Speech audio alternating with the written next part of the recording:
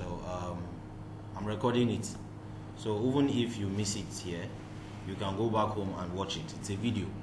So whatever I'm doing on my screen, you are going to be seeing it as a video. Okay. This is 2022, which I was talking about. On Protastructure, 2022 right now is the latest version. 2024 will probably be coming out maybe by early next year. So this 2022, like I said, is more like the 2021, but there are a lot of features that have been added in the 2022, which makes your work way more easier and way more flexible. So we have to allow it to load. All you need to do is just to double click on the icon and it will open. So we'll have to wait for it to load.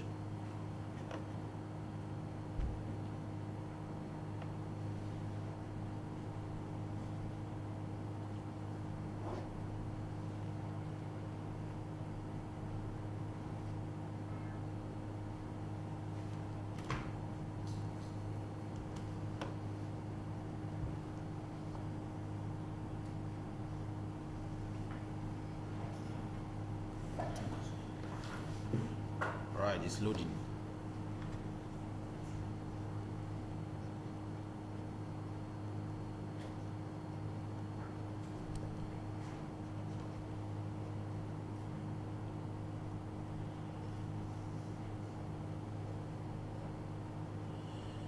So for the benefit of those who were not around yesterday, Protastructure is a reinforced concrete design software and also a steel design software. So you can use it for both reinforced concrete design and also for your steel design.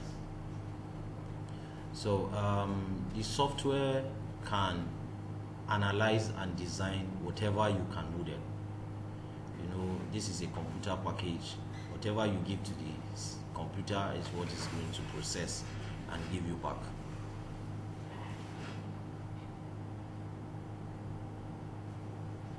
Sometimes it takes a while to load. Is it a heavy software? Sir? Is it a heavy software? It's not very heavy. It's not really heavy. It depends on the system process. Yes. The system.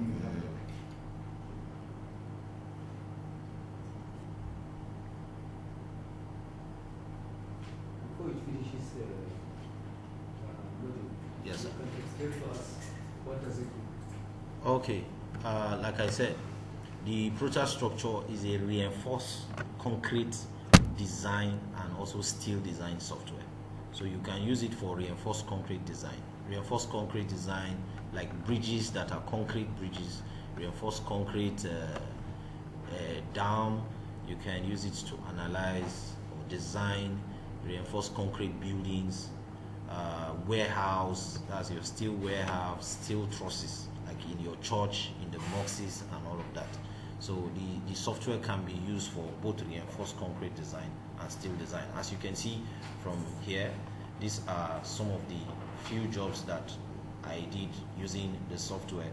This is a reinforced concrete building. This is a steel design. This is another steel roof. Then this one is an overhead tank. So you can use it to do a lot of designs. It's actually a very wide software. So whatever you can model on the software can design it for you. Now, all we need to do is to create a new project, just like what we did. It's more like a recap of what we did yesterday. Once you click on new project, it brings out templates like this. All these templates, I don't know if it's very clear. It's like it's not very clear. It's not very clear.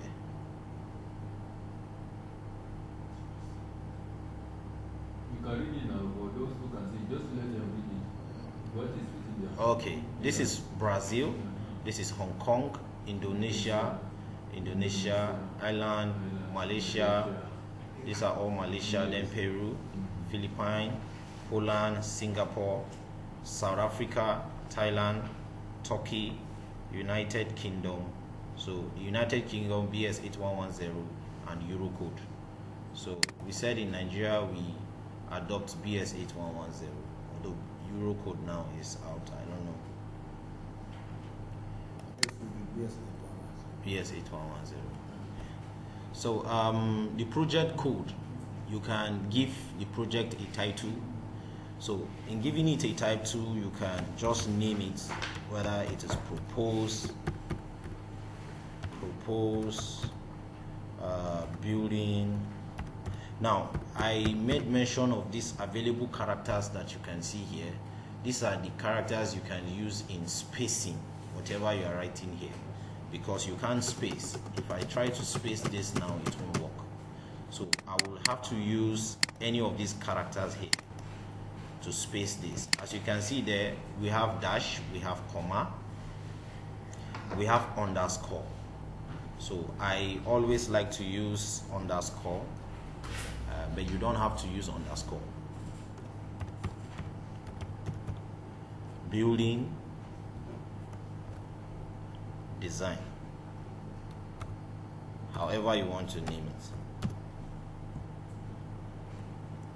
So I will choose one of these templates, which is the BS 8110, and I'll click on OK.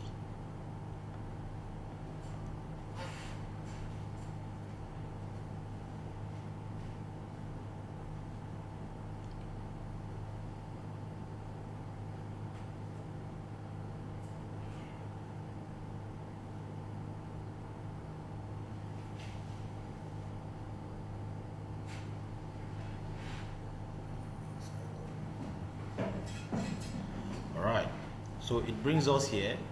This is exactly how the interface comes. It comes with a grid, but it's not actually very relevant. You can draw even outside this. Quickly, what I'm going to do is to import a drawing.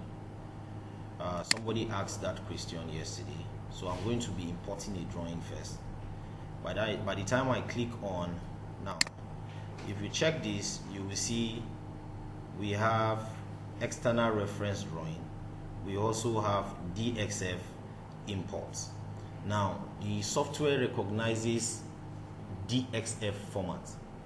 So from wherever you are generating your general arrangement from, you have to convert that drawing to a DXF format in order for Protastructure to be able to actually recognize it. So but it is advisable you use the external reference drawing, because if you are using the external reference drawing, when you make some little changes to your general arrangement, you can come back and update it here instead of re-importing it all over again. So there will be no need for you to re-import it. You can just update it. So it's like you integrating two softwares at the same time. So that is why it's important you use the external reference drawing. So all I need to do is to get a drawing in DXF format. So I have a file I name auto file.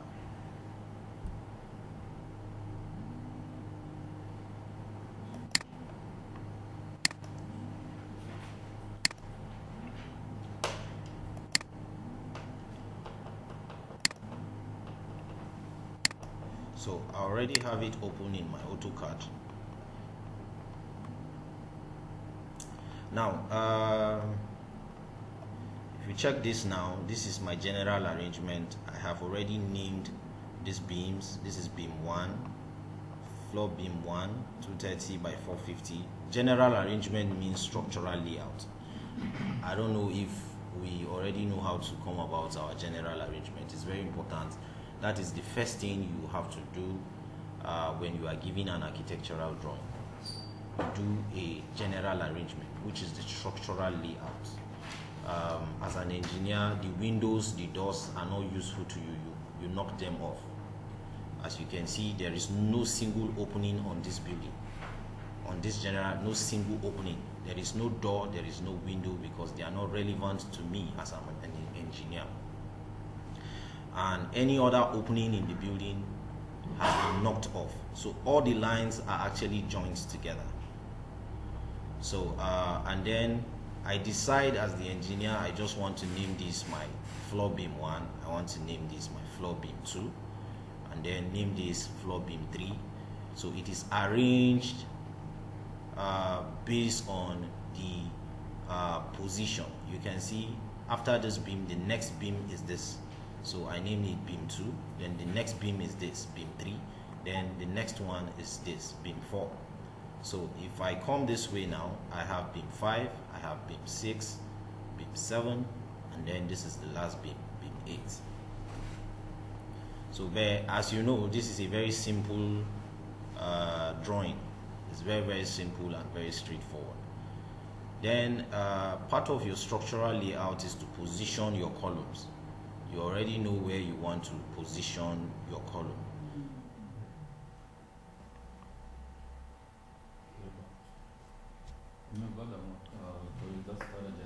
Okay.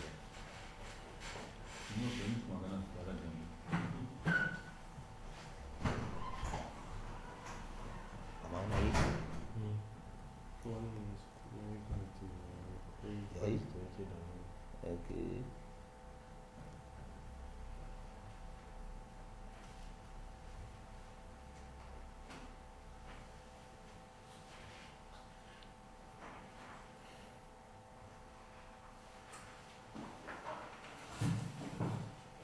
Before we install the power supply, Yes, sir. let's discuss. Is there any compatibility between this software with other electrical software? Or do you only deal solely with structural systems? Okay, this software is strictly for civil engineers. Or just civil? Yes, it's strictly for civil. It's a civil engineering software. Yes, sir. Yes, sir. The software you can use to generate electrical, mechanical drawings. Softwares like Revit, it has mechanical and electrical parts. Then it has architecture, and it also has the Revit structure. That's the structural part.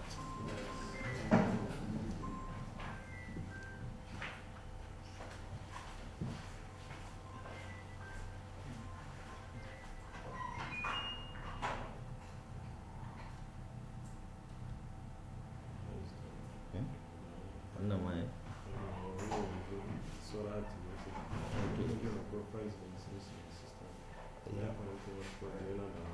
Okay.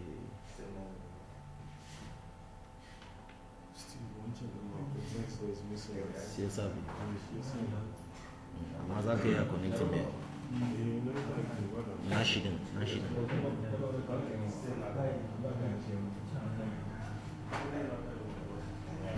Kaunak.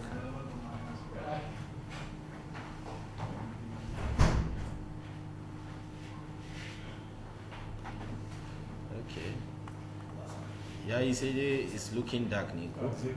Okay.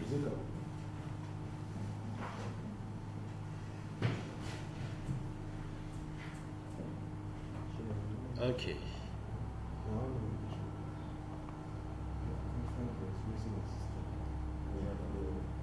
Okay, should I go on? Okay. So this is how I choose to do my general arrangement. My guy here can probably put in more lights to. Sir, more lights to general arrangement. Okay. We can put in more lights to. Yes, sir. Yes, sir. Okay, still by a number. Sir? There's one other guy that always talked about it. Okay. Unfortunately, it's not around.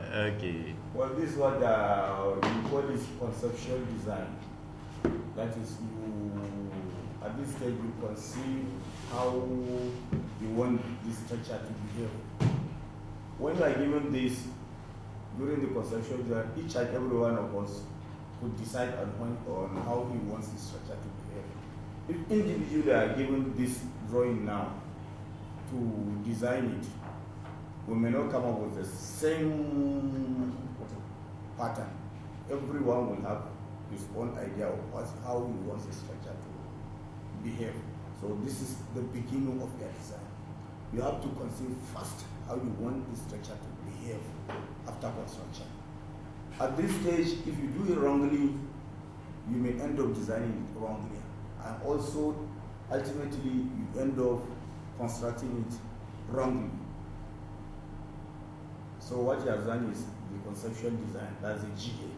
How you want your columns and beams at the beginning to set up. So that's what it is. Thank you, sir. So just to add to what he has said, the structural layout, this is basically our structural layout. So two engineers can never come up with the same general arrangement. It's not possible. But the only thing is that the main thing is the two general arrangements could be safe. Structurally, it may be safe, but one would definitely be more economical than the other. And as engineers, we design for not just only safety, but for economical as well. So this one very important thing we need to take note of when it comes to Protastructure is it recognizes mainly your polylines that are bounded around your column, which is this. If I click this now, you see it's a polyline that is around this. I believe we know what polyline is. If you type PL in your AutoCAD, you can generate your polyline. And when you do your polyline, it comes like a block. So this is a polyline.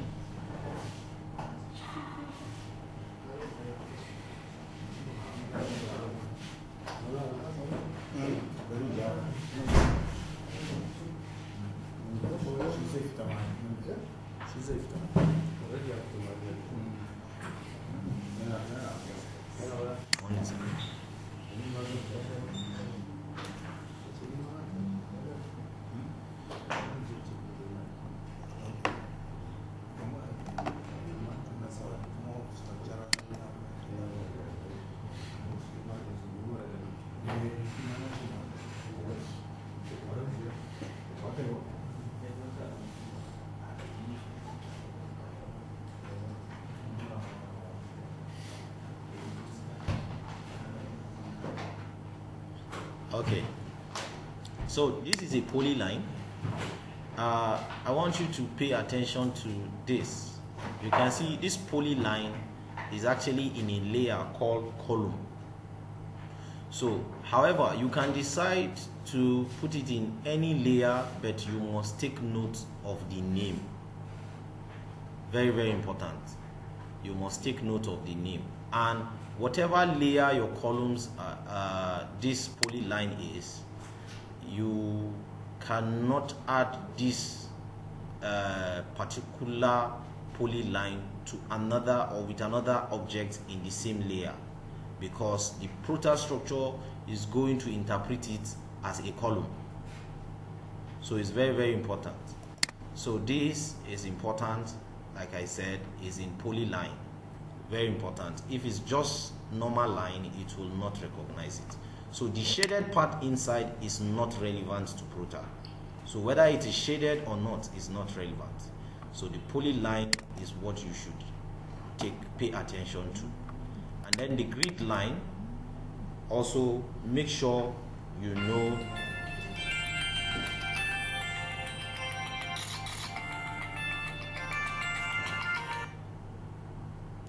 very, very sorry.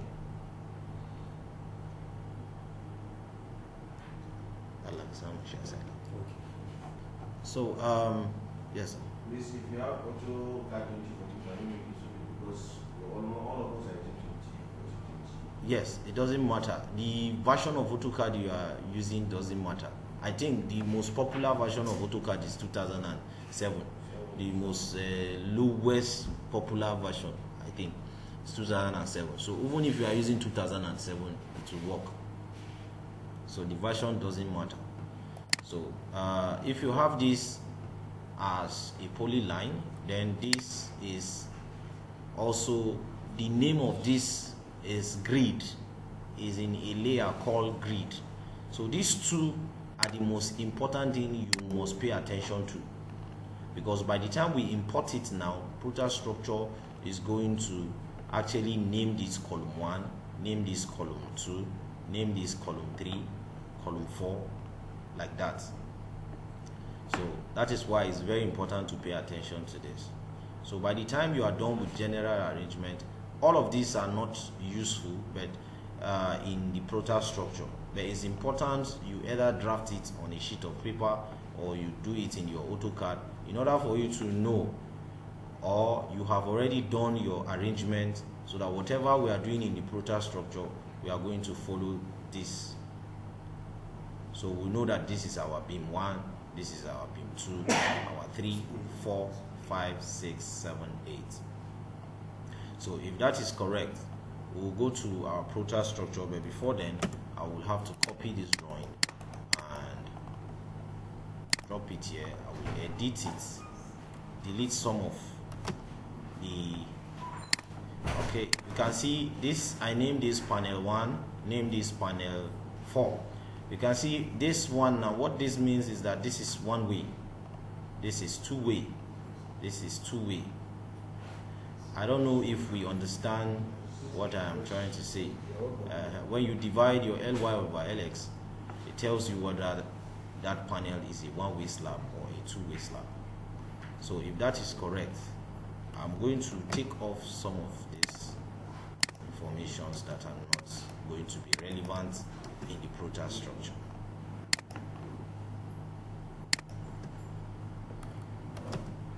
So I can even delete these ones too, but I already have a copy of it somewhere, so I can, no, if I delete similar, it will delete everything.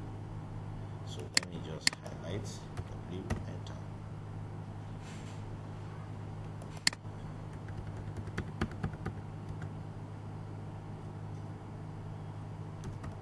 New design.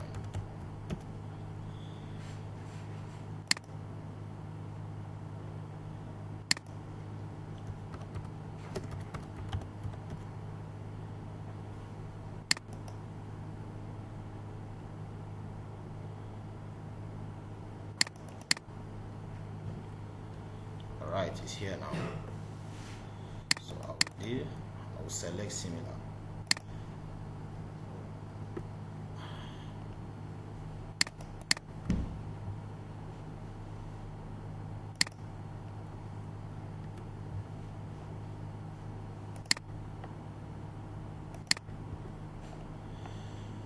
All right.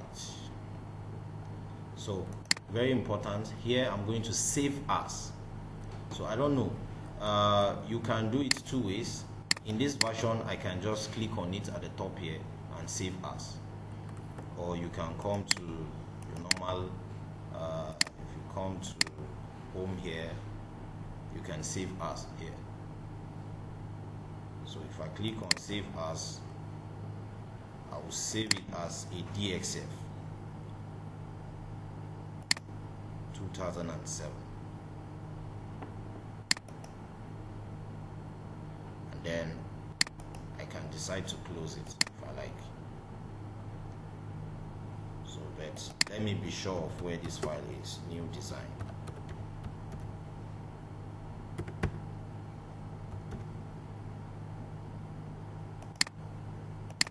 File location. It's under my document. So if I come to Protastructure, I'll come to my external reference drawing. If I click on external reference drawing, I can click on add. Then I'll go to my document and then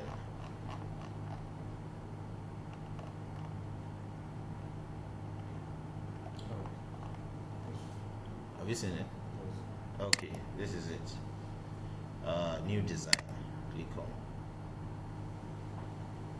So it's importing. You can see here telling us importing. So you can see under this active here, I can check it. Check on active. Now, if I bring this, you can see the drawing here.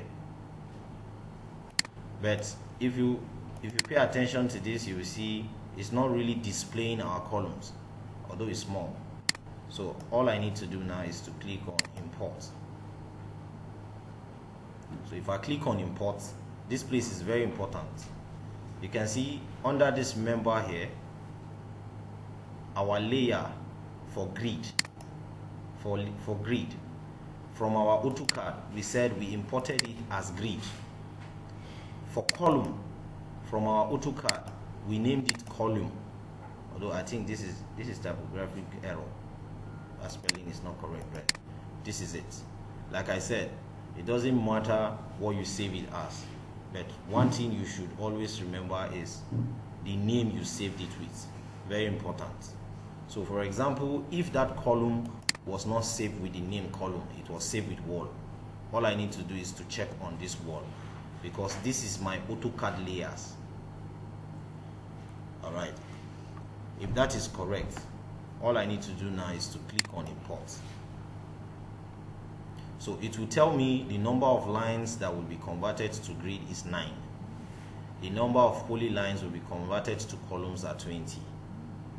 So what that means is that we are having, if I'm not mistaken, up to 20 number of columns in that particular building. So I will click on close, and then I can click on OK. So if I zoom this now, although there is a mistake here, this beam, I am having 2 beams here, it's not correct. So that is coming from the general arrangement. While we were importing it, I was supposed to take care of that, but it's not a problem. You can take out your time from the Protastructure and delete them. You can't delete an axis until you delete the structural member on it. Now if I try to delete this now, it will go. Okay, now the axis is gone. So this is what we want to use. So we are going to be having this as a primary, this as a secondary beam, acting on this as a primary beam. So we are having all of this. So now if that is correct, but you can see when we imported it, this is saying this is column 1, this is column 2, which is not correct. I was saying yesterday, we can use under our review, if we come to your label, you can ask Protastructure to relabel it for you. So if I check on column, it's going to relabel from left to right. I can choose from left bottom to right bottom. So however you want it to be. So but left top, right bottom, I think is the most suitable way to sort this. So if I click on OK, now it's going to rename them accordingly. So you can see this is story 1 column 1, this is story 1 column 2, this is story 1 column 3. While we proceed, I will show you Protastructure can help you group your members. It can help you group your members, whereby if you have similar columns, because in structural members or in structures you can have so many columns that may be similar. You may have panels that may be similar. Protastructure can help you do all of that. Alright, so we have imported our drawings. All I need to do now is I can specify the number of stories by clicking on insert stories. So if I click on insert stories, I can specify the number of stories, let's say 3. Now the inserted story height is 3 meters based on what is here. So if I click on OK, it's going to insert stories for me. But as you can see from here now, it's telling me I'm in story 3. I can go back to my story 1. It's very important while you are doing your modeling, you can be viewing it in 3D as well. But before we do that, all I need to do now is to come to my view here and I will right click and I will click on 3D physical model. So if I click on 3D physical model, you can see basically the only structural member in this model right now is just our columns. So I can. That's column below the DPs. Yes, sir. No, it's not. It's not below, sir.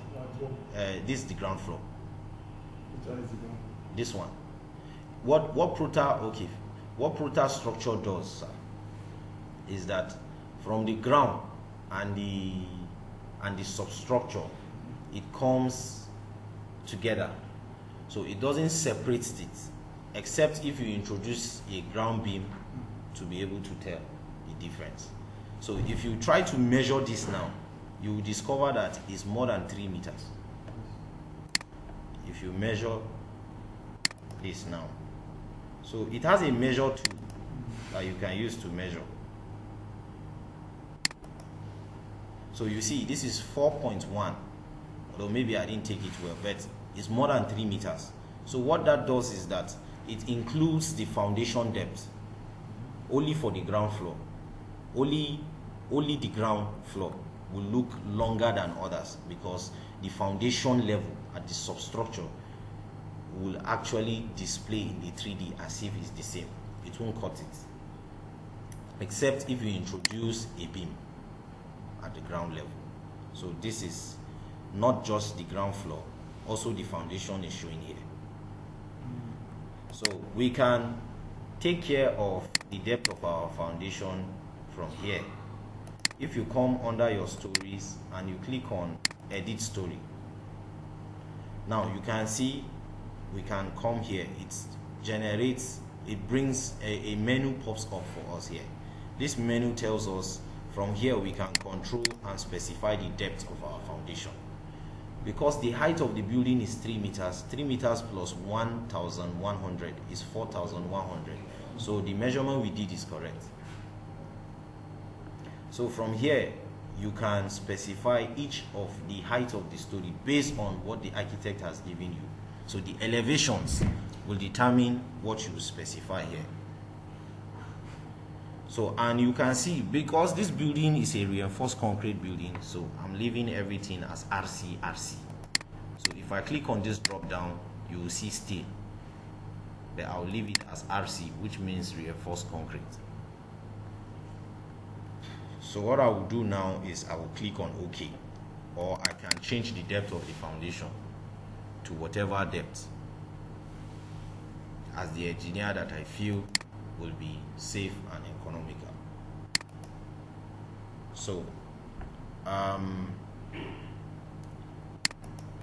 always like to split the window into two so that whatever I'm doing in my plan view, I can also be seeing it real time in my 3D. So if you come under your view tab here, you will see tile vertical. So if I click on tile vertical, you can see it has divided my screen into two. Alright, so what I will do next now is to draw my beams.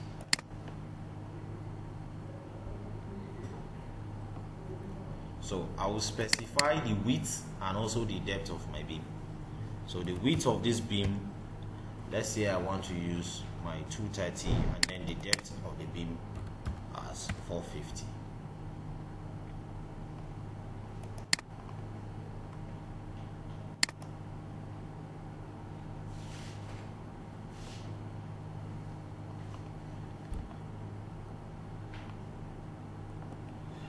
So remember I said this is going to be a secondary beam. That means it's coming on top of another beam as a point load. So because of that, we are not introducing it now. So I will put this, and I will put this. I'll draw this, and I'll draw this.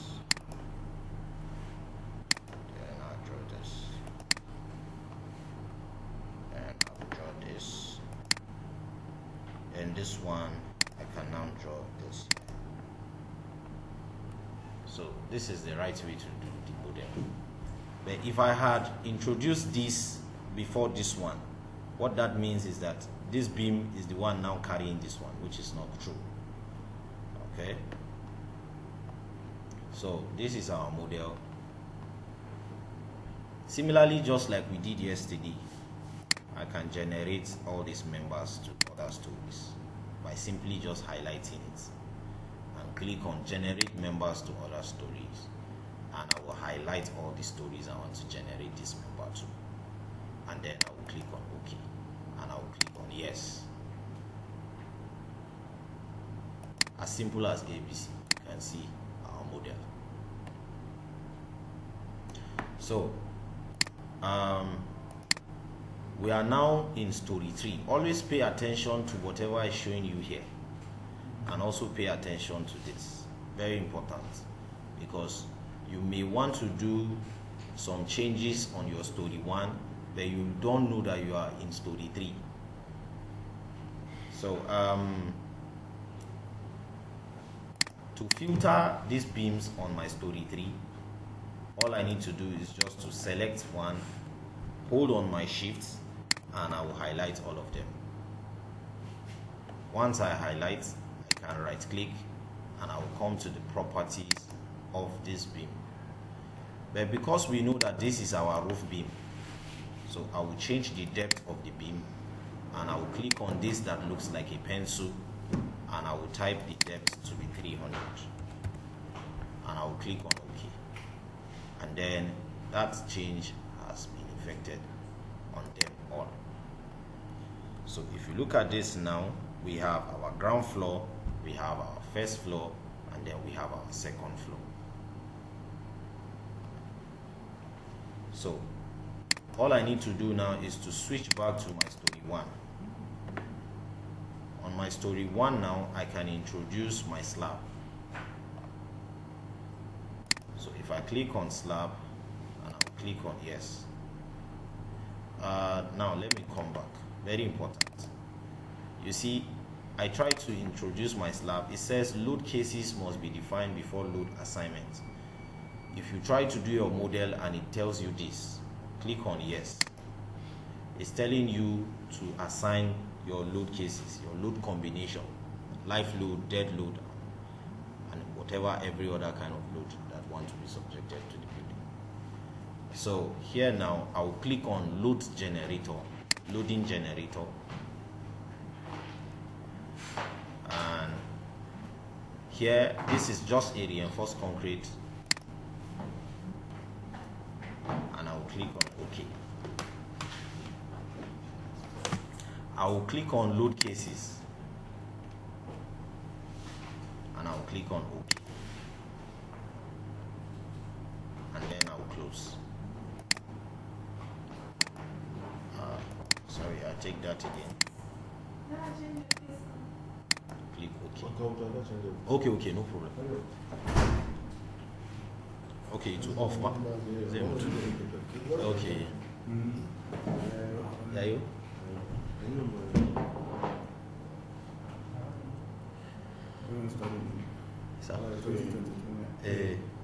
Okay, man. Okay.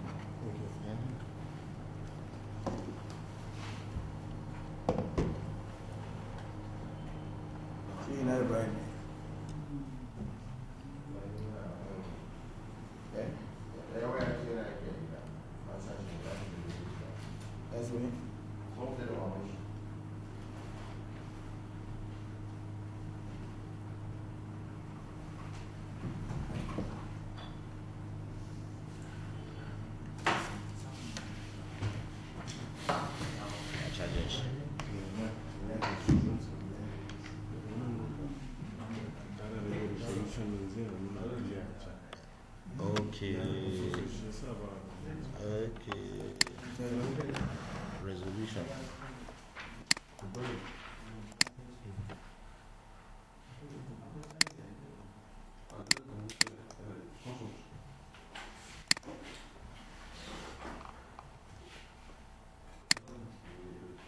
So online channel.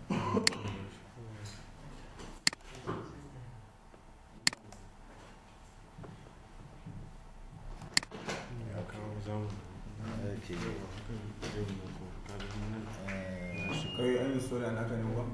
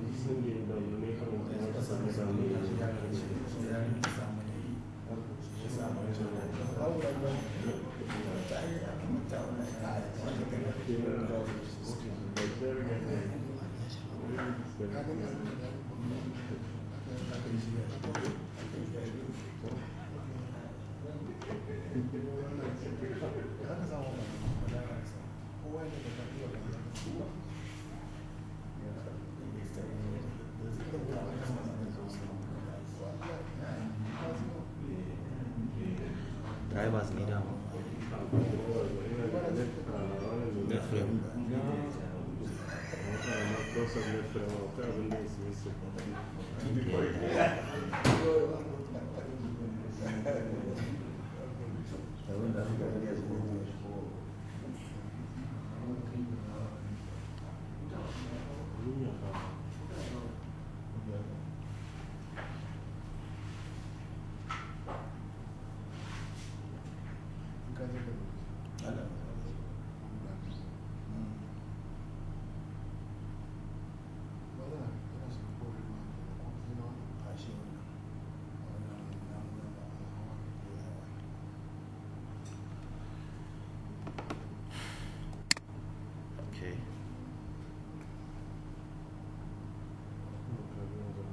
It's clearer.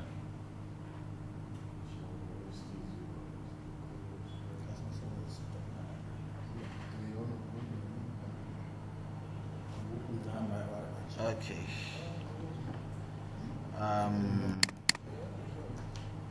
Now, based on our general arrangement, we said the depth. We said the depth of the slab is 150 bar. So I will type in 150. And then I will insert it.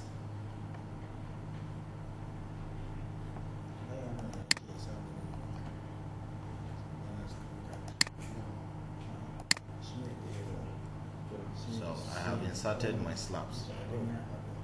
So I can do similar. All I need to do is I can select all these slabs and generate them to other stories. And I'll click on generate members to other story. And I'll click on OK. And I'll click on yes. So if you check our model now, we have our slabs. We have our beams, we have our columns.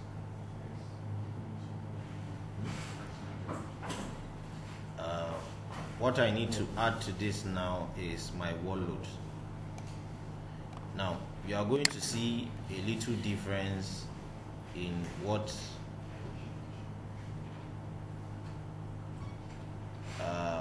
the 2021 was giving us.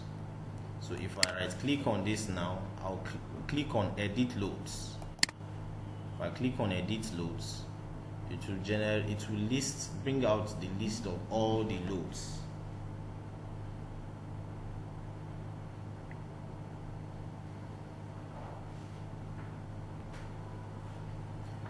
Now, what this is showing us is this.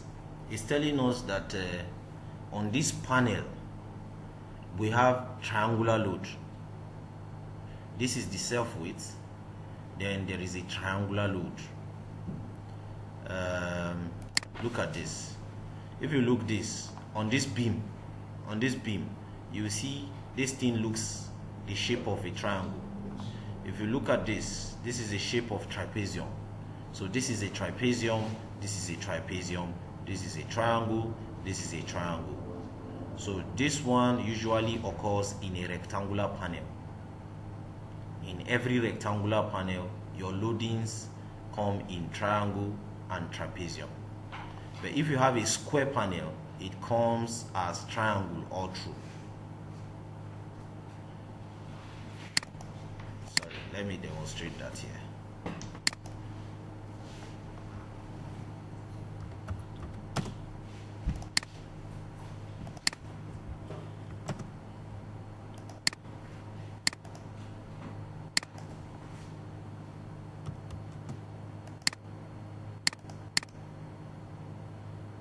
So this is what happens when you have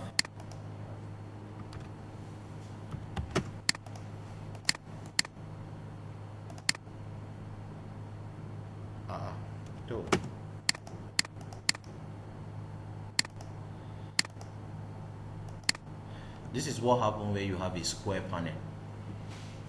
If it's a square, this will be triangle, this is triangle, this is triangle, this is triangle. That is basically what the software is showing us. The software is very good. So if you come to edit loads, it will tell you that that particular beam that I selected there is a triangular load acting on it, and then this is the self weight. And then if you check this list, you have point load, you have uniform, full uniform load, you have partial uniform load, we have trapezoidal load, we have wall load. So it's way more different, it's completely different from the 2021. So from here now, the thickness of your slab, the thickness of the wall is 230. The height of the wall is 3 meters.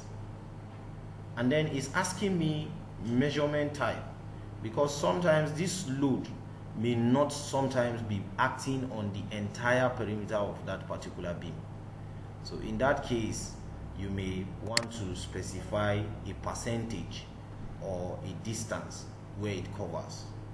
But if we assume that this wall is resting on top of this beam entirely, all I need to do is just to click and the wall will be inserted. If I want to create an opening for this wall, all I need to do is to click on opening. But let me click on OK first, and you are going to see that wall will be inserted here. You can see the wall. No, touch it. Sir? Touch the wall. Okay, this is it. Then bring it closer. Okay, like this. Pick the wall. I should edit it. No, pick the wall. I've picked it. You have put it. Yes. You know, here, Yes, you sir. put the height of the wall as 3 meters. Yes, sir. While your column is 3 meters. You have base of beam. It's supposed to be A bit lower so that it will. if you look at it, it's You're not right. the height Yes, of the you're right. this. So normally you subtract the The depth depth of the of beam that beam. from the height of the wall. You are right, sir. Ungane, You are right. You are right, sir. You see, it's up to the top. Top. Yes. You up are to right. the bottom. You are right, sir. So it's in between the top of the lower beam and the bottom of the lower beam. Exactly. That's the bottom beam. So the bottom of the lower beam. Yes, you are right, sir. That's what it's supposed to be. You are right, sir. But what I normally do is, me personally, I don't even create opening at all. Because I assume that when you create opening there, akwai su burglary, so one, so I just leave it as it is, so that we are designing based on worst case. So just like he said, sometimes during the life of the structure, they sometimes modify it. yes, sir. We don't want a window here, or we don't want a door here. They close the place up. Yes, So sir. it's always better design for the worst case. You're right, sir. Thank you, sir. So me personally, just like he said, Even me too, I don't even create opening at all. I leave it as it is. More for them to see. But just like we demonstrated yesterday, you can create the opening by specifying all those opening for doors, windows. So it's literally like bringing out exactly how the architect did his design. So you can specify the width, the height, position them. If you have a door, you can as well add the position of that door, which I demonstrated yesterday, I believe. So you can reposition this. You can as well even add another opening for your door, where you specify the height of the door, 2100. The architect, the house. Then this one, the door now here, Y here should be, let's even bring it down to 0. Then I can position this one to be 2 meters. Exactly.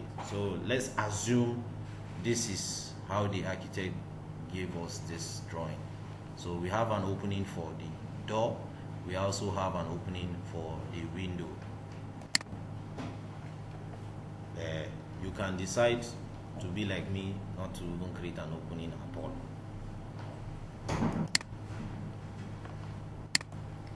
So by the time you have created your opening, or you decide to just leave it as a wall, all you need to do is to copy that wall. Just copy, right click, copy load, click on. Now pay attention to this. You can see the only load that we added to this beam is only the wall load. There is no any other load that was added to it aside from the wall load. So you can see in the list here is only bringing out only wall load.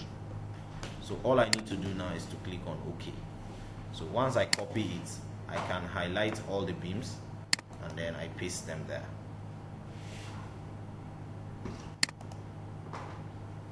So I have actually subjected to a wall load.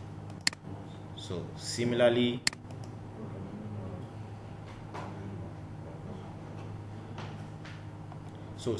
for, you can see this one is actually in story 2. I can take it down to this other story so that we have a wall load. So if I come to my story 1, you can see I have switched to my story 1. Or 2 ways I can generate members to other story, but I'm going to take that process again. I'll click on edit loads and come to wall load, specify the wall height, specify the thickness of the wall, specify the wall unit weight. Very important. This has a standard. If I am not mistaken, I think it should be 2.86, but you can check online or make reference to any of these books like Victor Oyenuga, Reinforced Concrete, Simplified Reinforced Concrete Design by Victor Oyenuga.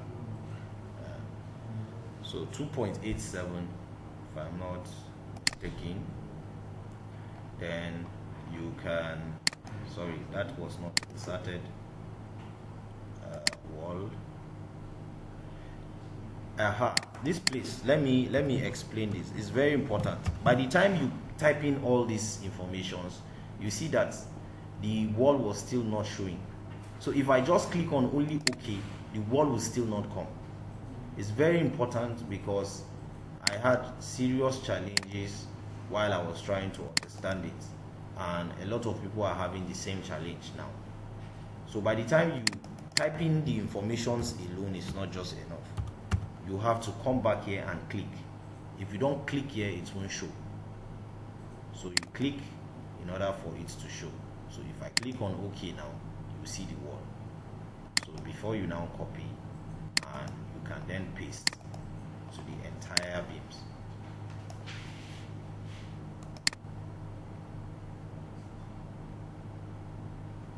Paste load. All right, so this is our model.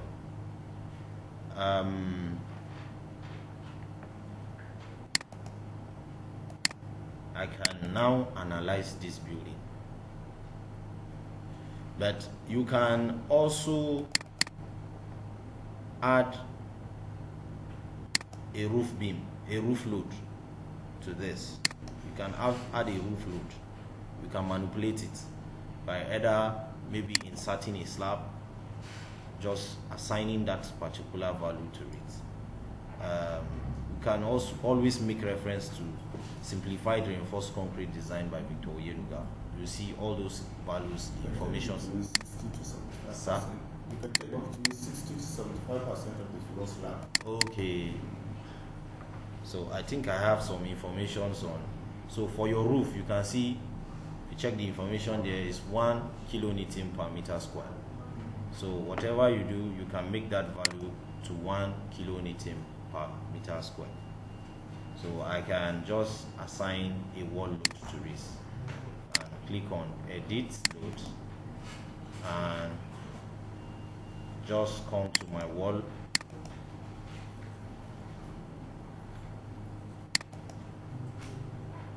and specify a height. Let's just say 400 as my height, and then I don't want this value to be more than 1, so I can just click on OK. Sorry, very important, I did not click on that line. So once I don't click on that line, it will not show. So it's very important. So I must click on the line and then click on OK.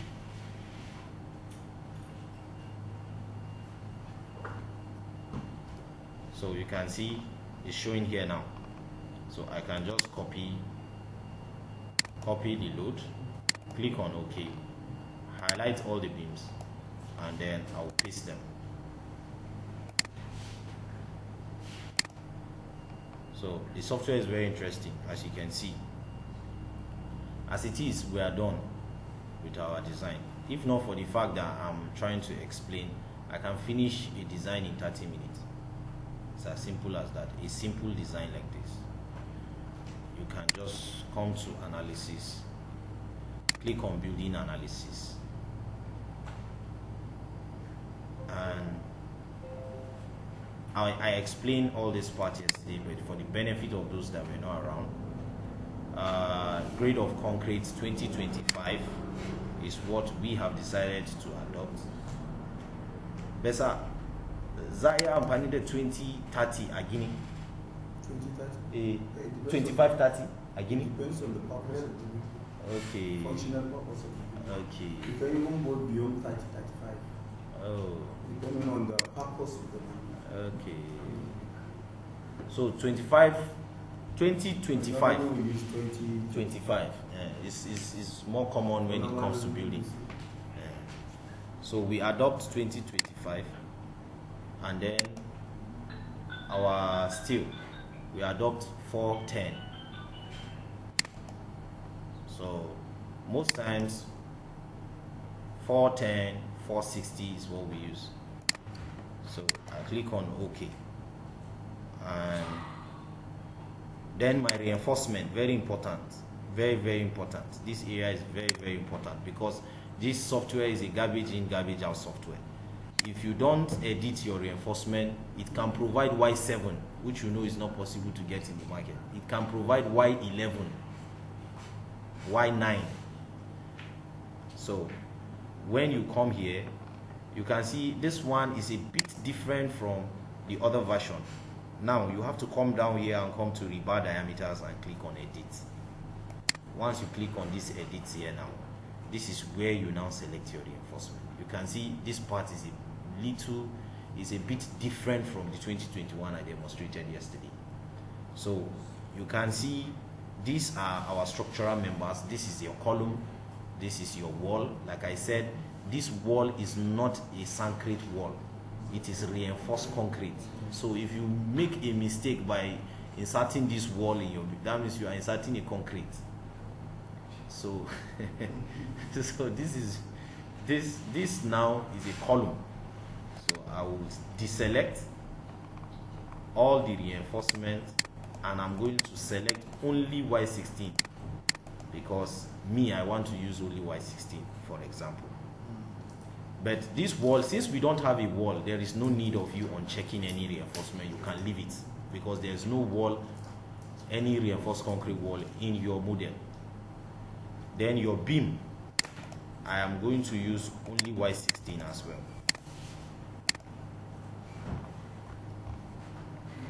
Then my slab, I want to use Y12. I will deselect every other reinforcement. If you don't deselect other reinforcement, the software will generate your design and it will provide those reinforcements for you. Then your slab, Y12.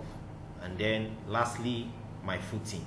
Somebody asked how to come about your footing. I'm going to show you that today.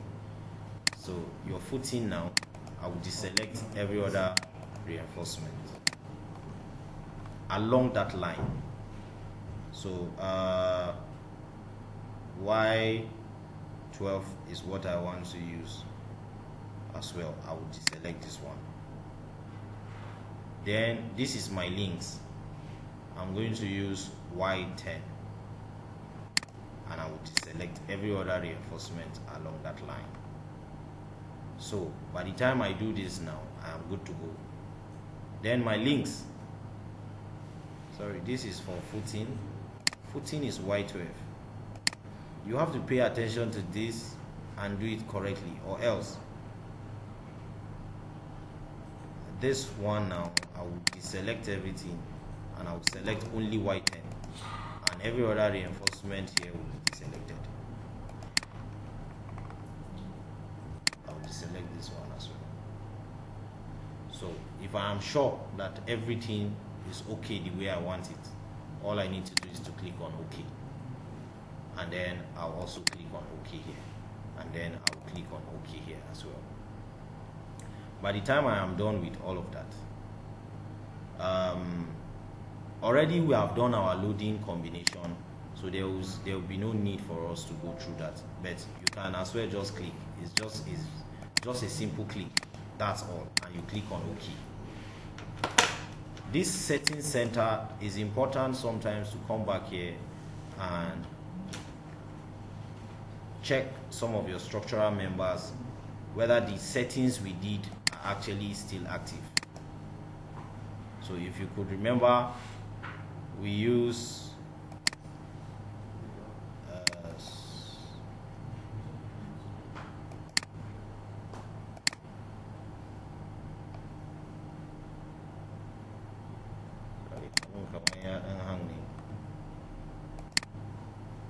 okay.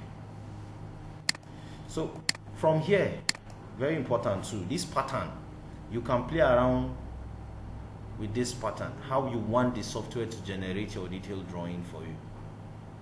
So however you want this reinforcement to be generated, you can play around with it. The software will actually follow suit. So we may not go into this for now, but while we proceed, I'm going to be showing you in more details. But as you can see, the reinforcement we selected is there, which is still correct. The minimum reinforcement Y16, the maximum reinforcement Y16, because I don't want the software to use any other reinforcement as far as this beam is concerned. So similarly, you do for your slab, the same thing you do for your foundation to confirm if everything is okay before you now analyze. So if I come to my analysis here, I will always do a building model check. So if I click on this start, there is a little difference between this and also the 2021 as well. So you can see number of errors is 0. That means I am very, very good to go. If I click on load log, you can see all the possible errors I'm supposed to have in my model is showing me 0. So that means everything is okay. So assuming there's an error there, then you have to fix the error. how do you fix it? Okay. Let them know. Okay. assuming you have some of the yes, yes. Like here. Okay, let me come back here. You can see one of the first error here, it says overlapping slab check. So if I have two slabs that are overlapping with each other, that means I have to delete them and reinsert them back again. So similarly here, check slab with small area and aspect ratio. Check overlapping slab with beams/wall. So it's very straightforward. Whatever error that we are expected to have, look at them here. It will tell you. So all you need to do is just to go to that particular area and correct it. Now go to the first floor. So okay.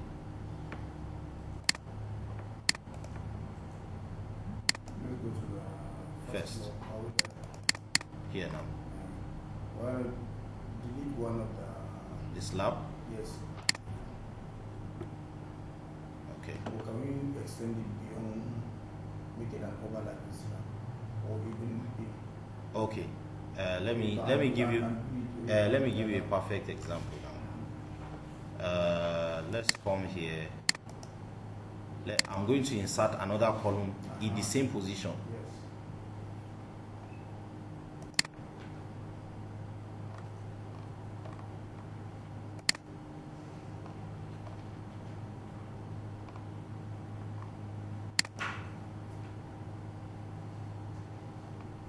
I don't think it's inserting.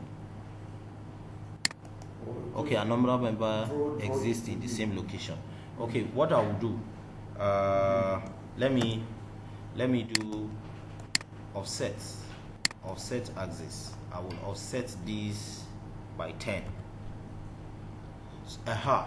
Good. Let me demonstrate something here. Very important. Look at, you see this axis. Once you click on axis, you right click, you will see what is called offset. If I click on offset axis, if I take it to my left direction, it's even if I type, you hold on Control F2 in order for you to be able to edit the distance. So if I click on Control F2, now it has made provision for me to type the distance. But if I type 10, what will happen now is that it's going to actually go by my right instead of my left, even with the fact that I hover my mouse along my left direction. So what that means is that if you are going left, it's negative. If you are going right, it's positive. If you are going up, it's positive. You are coming down, it's negative. That's what it means. So I will take that again. I will right click and I will click on offset and I will hold on Control F2. Then I will type -10. Let's say I want it to come by my left. I think this thing is taking effect, but it's very, very tiny. I can't find it.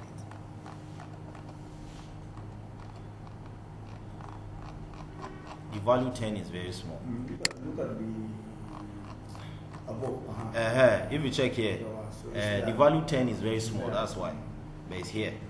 But I'm going to do Control Z. I'm going to use Control Y. I'm going to use another value that is a bit bigger than that.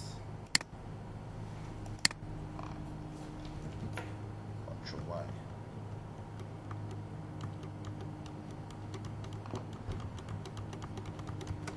So let me do offset F2. Let me use -100. So if I use -100, 100 is large safe. Offset -50. Sorry, F2 -50. Aha. Now let me insert a column here. So you can see there is an intersection between this column and this column. So most times you have this problem, most especially when you are importing your drawing, but the software is not allowing me to position to place 2 columns in one position. But if you are importing it and you have 2 polylines on the top of each other, the software will interpret it as having 2 columns. So if I come back to my analysis, I will come to my building model check and I'll click on start. I'm already seeing 2 number of errors. So if I click on load log to editor, you can see the error says column story 1, column 1 story 1 and column story 1 column 12 are overlapping. Operation completed, number of errors is 1 here. Then there is another error here. It says column 1 story 12, column 12 story 1 and column, what am I saying, story 1 column 12, story 1 column 12 are repeating labels. Operation completed, number of error 1. So I have 2 errors. So we already know where that error is coming from. All I need to do is to go back and delete them. So I will delete them. I will delete this axis as well. So if I rerun my analysis now, it should work. Building analysis.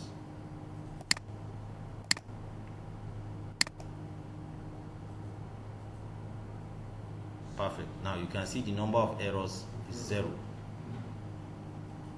And I want them to know how to go back. No, you are right, sir.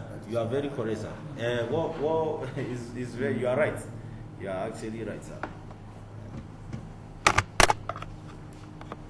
You are right. At least that has helped us to demonstrate how to offset. And also, like the first floor, second floor, or even at the roof level, you want that side like a cantilever. You use the offset and then you connect the. I'm going to demonstrate that too. I will. As we proceed, I will demonstrate how to come about your cantilever. I will demonstrate that. The software is very wide, though. It's very, very wide. There is a lot. It's very wide. There is a lot we are going to do using this software. There is a lot. Even this software itself, you can spend more than 1 week learning it. You can spend more than 1 month learning it every day. Exactly. Every other day you use it. Depends on the creativity. Exactly, sir. Sir? Drill? I've deleted it already. Just select it and right click, delete, or click on select it and use the keyboard to delete. Yes.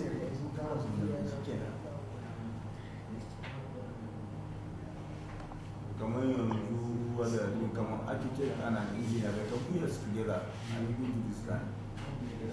It doesn't have to be either an engineer or an architect only, but the 2 of you can put us together and do it. Okay, as an architect, if you can do the modeling, then the engineer can assist you in doing the design. So the 2 of you can put us together and come up with something. It doesn't have to be an engineer or an architect. Right, sir. Okay, so by the time you do your model check and it's perfect, all you need to do is click on building analysis, and then it's going to analyze this structure. But you know we have a reinforced concrete column, we have a reinforced concrete beam, and then now you can make this software to design only your column. So if I don't check the beam, it's going to design just the column. Because there are cases like that, maybe there is a challenge on site and you just want to know the column.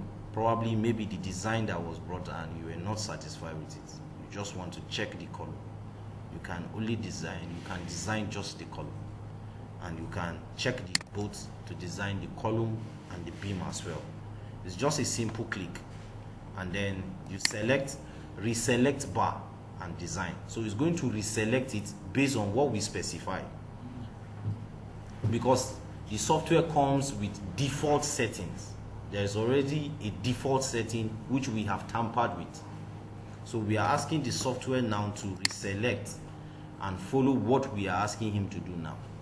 So if you click on reselect, we can click on building analysis, and then it will start analyzing it. With just a simple click, it will analyze it and it will also design it.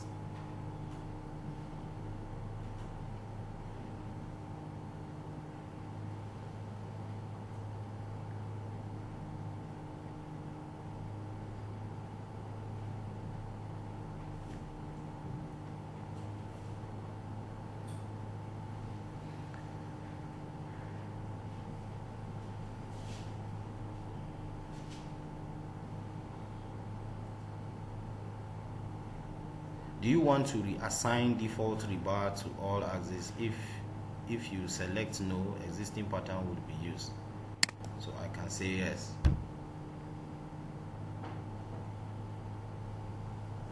You understand what that statement is? Like the engineers. How many engineers do we have here? Default. In the AJ setting when I come on 16, what do you want to should be 16 only, but Wouldn't they selecting a 16 okay, 16 so you're going to use that default. If you are amount that you know, then the software will maintain the design it does. So then here I'm going to any other size number to the structure. Okay.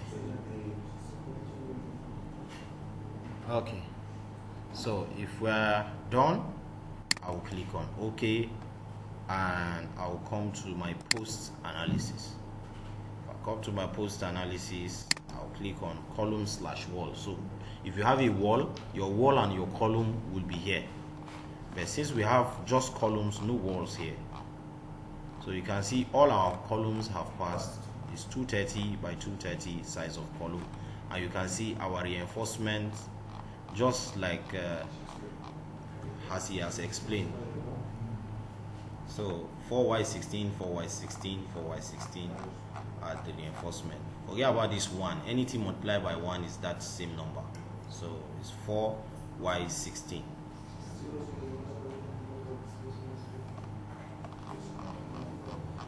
So I will close this. Then I'm going to check my beams. Now, where all our beams have also passed. So I will close that as well.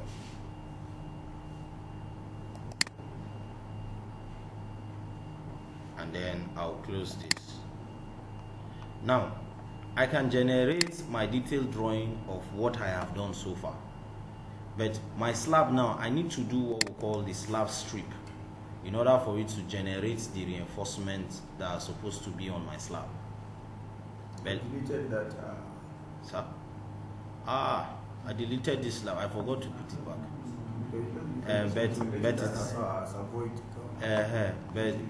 But the main thing is to understand the concept. So I can come to my drawings and reports here, and I can generate the detailed drawing that has already been done. So if I click on story beam elevation, yes sir, I will do it now. Alright, let's come to the slab. Let's do the slab. This slab strip is very, very important. We need to pay attention to it, because if you don't get it right, the detailed drawing will not come out right when it comes to this slab. Very important. So if I click on slab strip,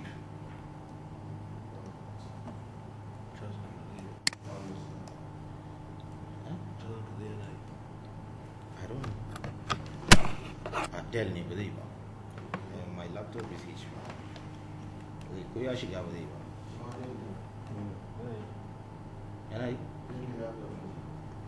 No, now I HP. But there you go. I know. It will just show you come and I. But there you go.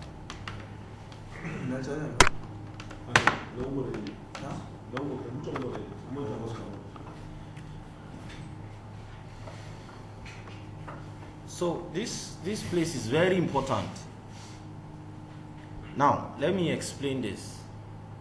What this means is that this is from inside a slab, the first one here at start.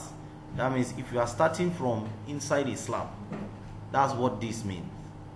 This one means you are starting from a beam. This one means you are starting from a cantilever. So similarly for this, start, end. So if you are starting, that means if you are ending inside a slab, is this. If you are ending on a beam, is this. If you are ending on a cantilever, is this. This place is very tricky.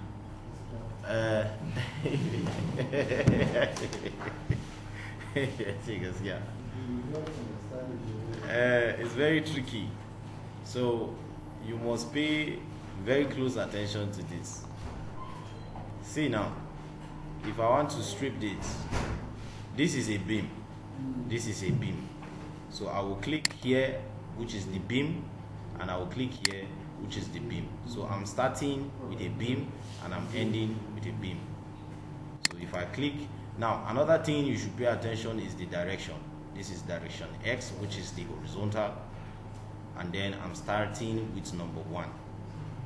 So I will hold on control, very important. If you don't hold on control, you may not get a straight line. So if you hold on control and I will drop, then the reinforcement will be generated. So here it says Y12 250 bottom. So it's a bottom reinforcement, and then the return here is Y12 250 top. Top. Is it making sense? Similarly with this, starting with a beam, ending with a beam, I will hold on my control and I will drop. Similarly with this, hold on control and I will drop. So if I'm switching this to a vertical, all I need to do is to select Y and I will change the number to 1. And I will click here. I'm starting with a beam and I'm ending with a beam.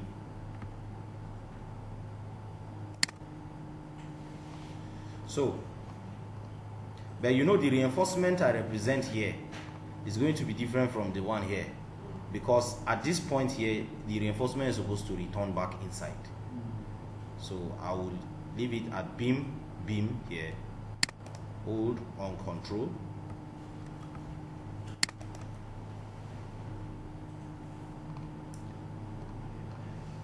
am I not making sense?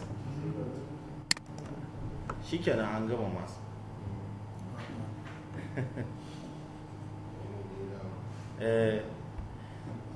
So if you have good knowledge of manual detailing when it comes to doing slabs, you know slab is one of the most complicated to detail. Kati? Banak?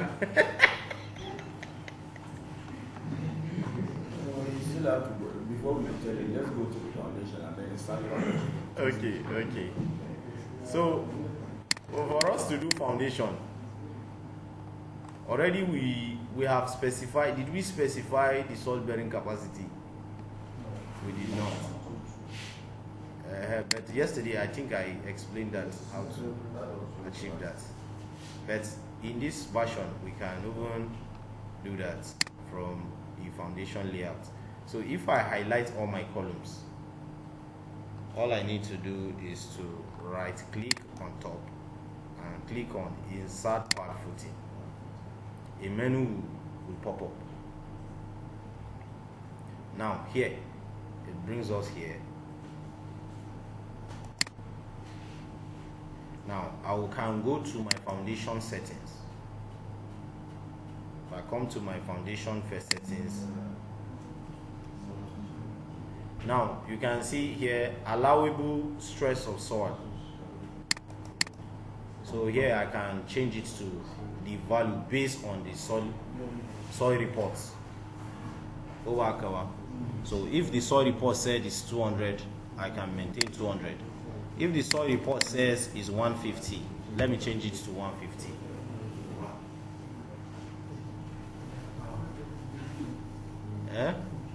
So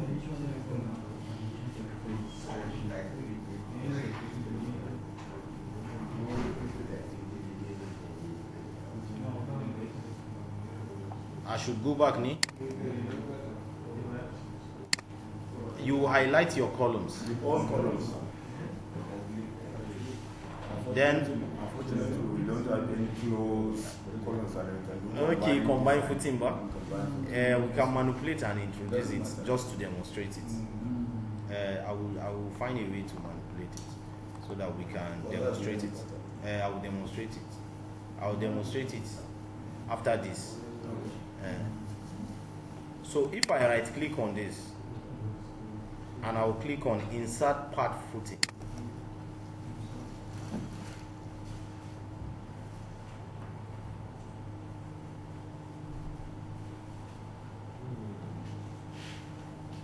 then I will come to foundation settings. When I come to foundation settings, you can see allowable stress of soil. I'm going to make my own 150. Let's assume the soil report says I should use 150.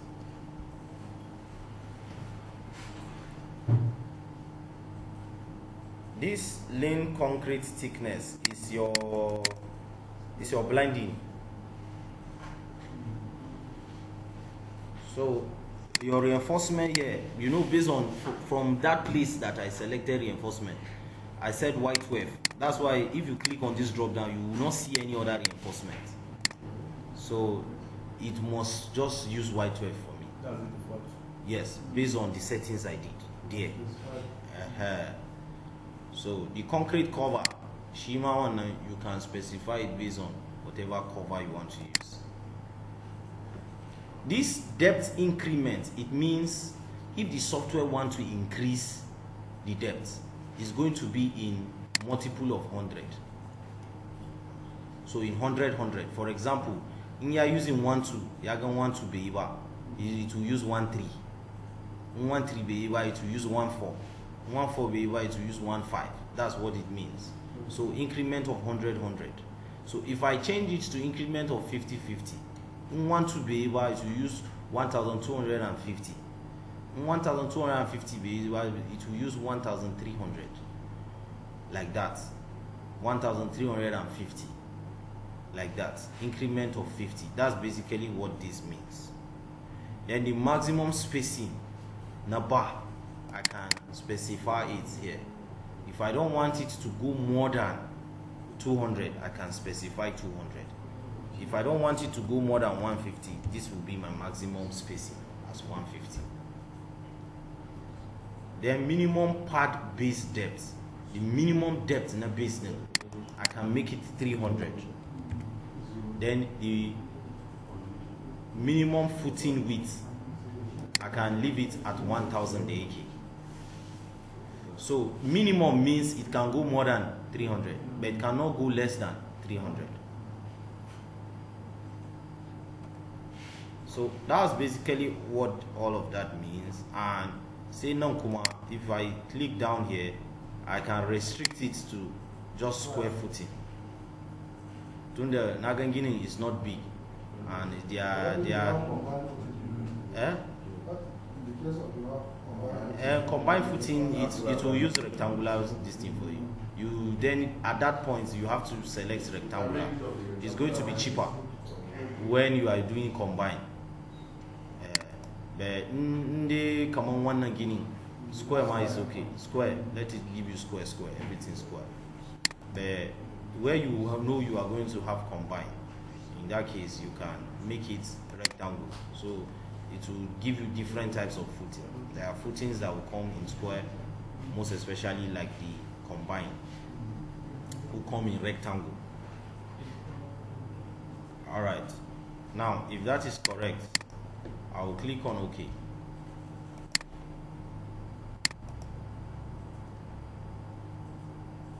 When I click on OK, I will select all and I'm going to design all of them. So if you have been using 2018, you agree with me that it's different from what I'm using now. And this 2022 has a lot of features that we've not touched yet.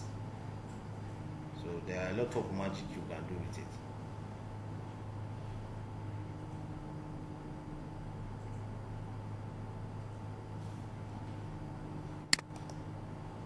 Okay.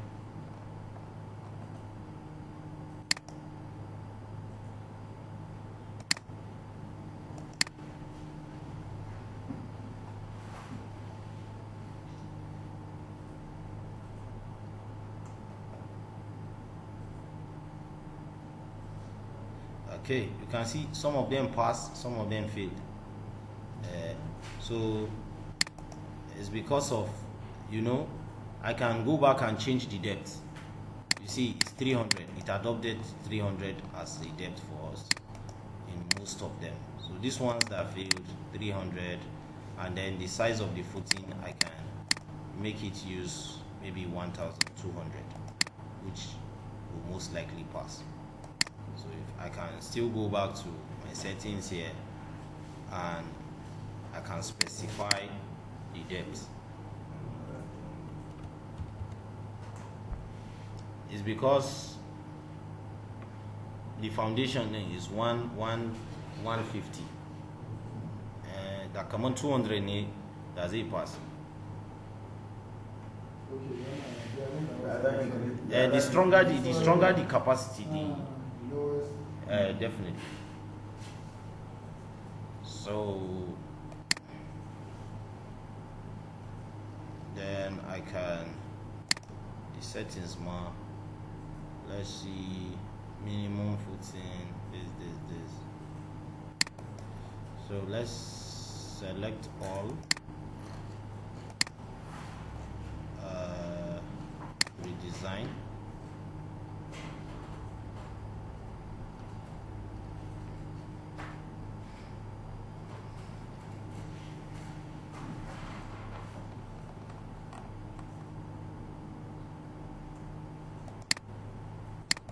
Darker, some of them are still failing.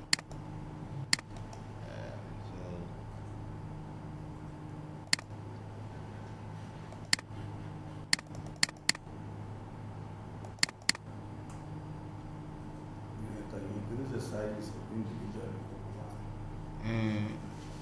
Kuma dai kawai zan canja. So you can double click. This is 400. You can double click on it so as it will come up for you. You can change the information of that particular distance so that it can pass. So if you double click on it, now it's actually bringing us to this window. Here I can play around with it. So let me use 1,200. You can see it has passed. So if I click on OK, you see it has passed. So similarly, for all of them that fail, I can re-edit them. So for economical purpose, you can take your time to edit them one by one, or you either make all of them 1,200, the depth 400. So let's assume we want to really economize money for our clients. We'll make it, we'll select those ones that failed and design them different.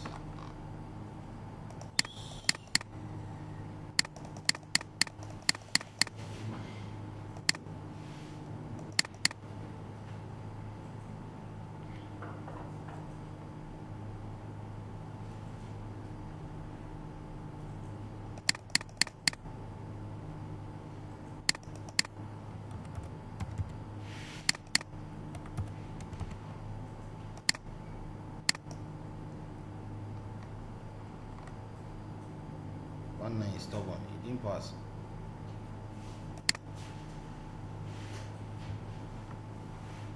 Increase the depth. The depth. Let it be yes. No. Just keep the depth uniform. Increase the size.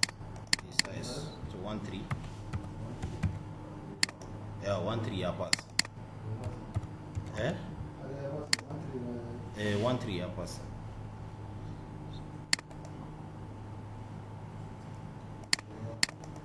So it's the same thing you do.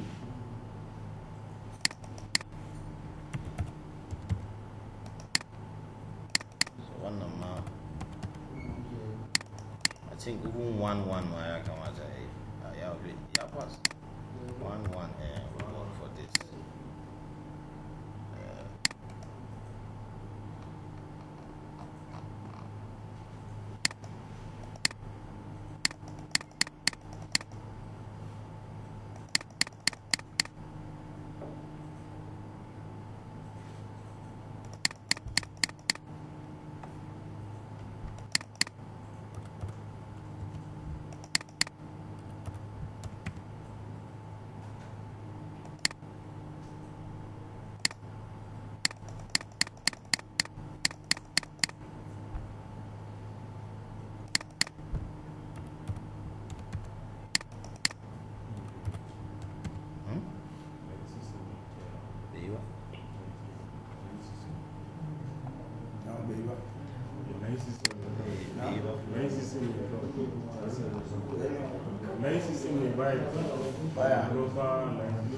Wallahi, ai ko a Kaduna na ta yi bai ba.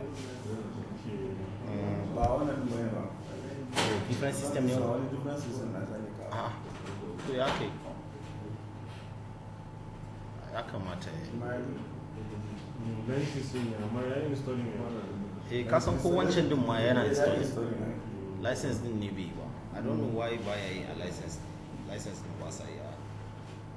Ko Windows update din ne. Killer Windows update. So we have specified all of them, but then I clicked OK. You can see them. You can see. So from here you can do strip foundation. You can do combined footing.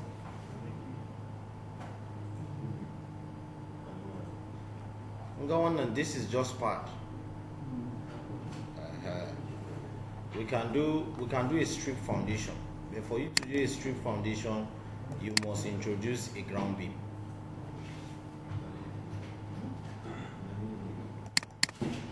You have to introduce a ground beam. Let's say the beam is going 800.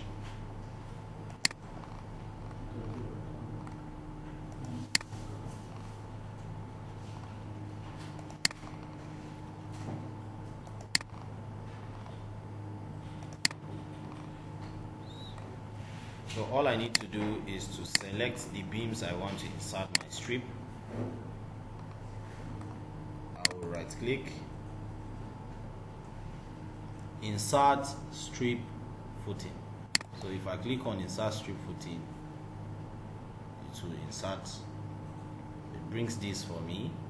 I can take out my time to specify the breadth, the depth of that particular footing. So if I click on design,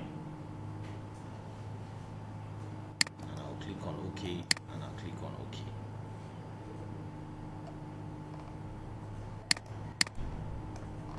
You can see. So similarly you do for all of them.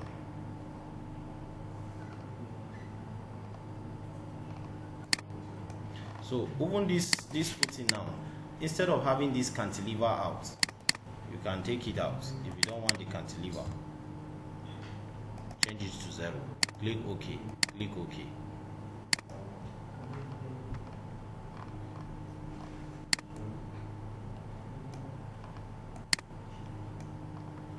It didn't take effect.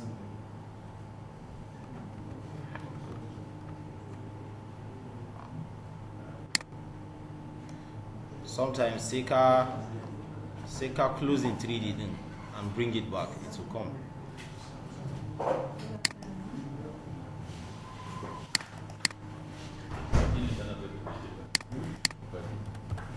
I did.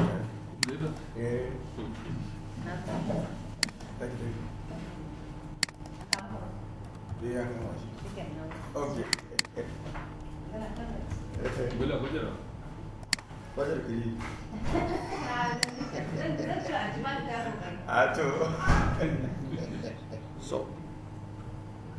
So that editing I did, it didn't take effect. It's not showing in the 3D. I'm under closing and I bring back the 3D to show. Yes. So I'm going to take that strip footing again. You can see on the plan view that strip is not showing, but the 3D is still showing it. It's not real time. That's why. I can click on insert strip footing and I'll click on design. Although you can see the cantilever is showing left hand side, that's the meaning of LHS, RHS, right hand side. So at the left hand side I'm having a 1000 cantilever, right hand side I'm having 1000 cantilever. So if I click on OK, this is what I'm going to have. If I don't want that cantilever, I can take it out. But on the 3D, sometimes it will not show immediately. You will have to close the 3D and open it back. It will come up. So if I want to edit this, I can just double click on that strip and change this to 0, change this to 0, and I will click on design, click OK, and I'll click on OK. So you can see it has taken effect in the plan view, but on the 3D it's still showing that cantilever. I can simply close that 3D and I'll come back to view again, click on tile vertical. Okay, but the tile vertical is not showing the 3D again. All you need to do is to come here, come to your view, click on 3D physical model. If I click on 3D physical model,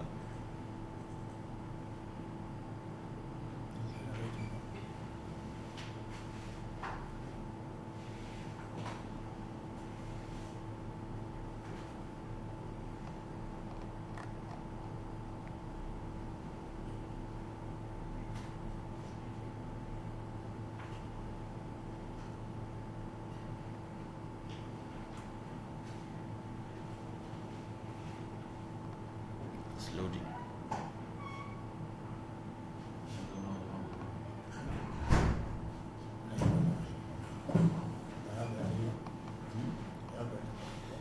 While it's still loading, we can still go on doing other things.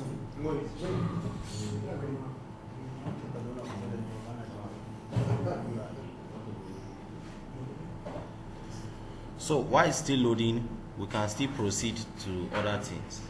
We can even view the 3D reinforcement bar model.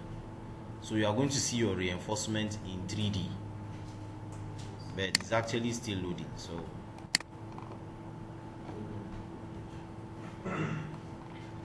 But look at the 3D here. You can see the 3D drawing.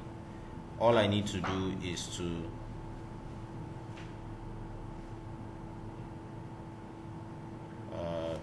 physical.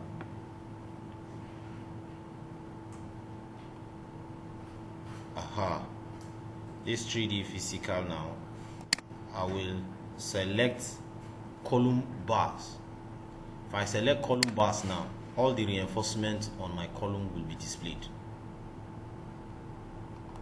You can see the reinforcement.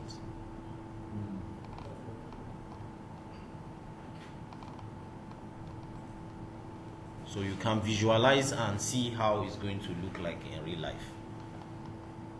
So similarly, for my base, I can click on pad footing bars.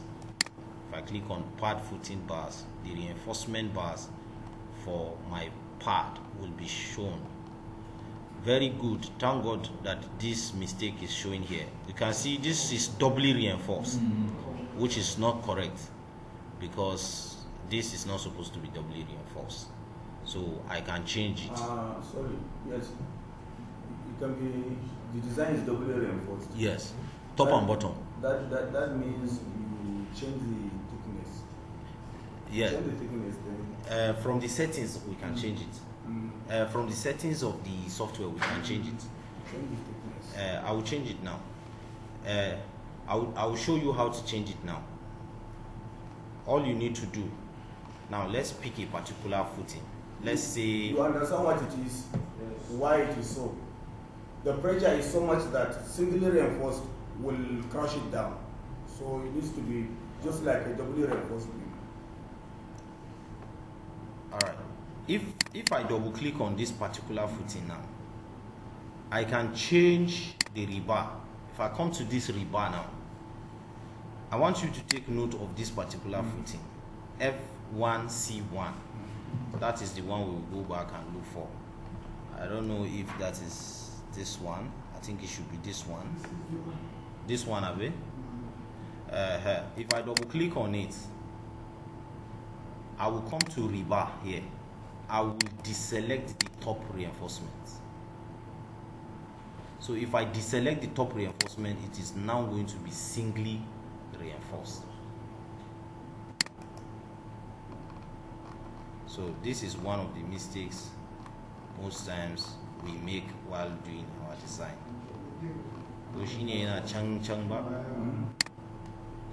Sometimes we have 3D, but we have to close the 3D and open it back again.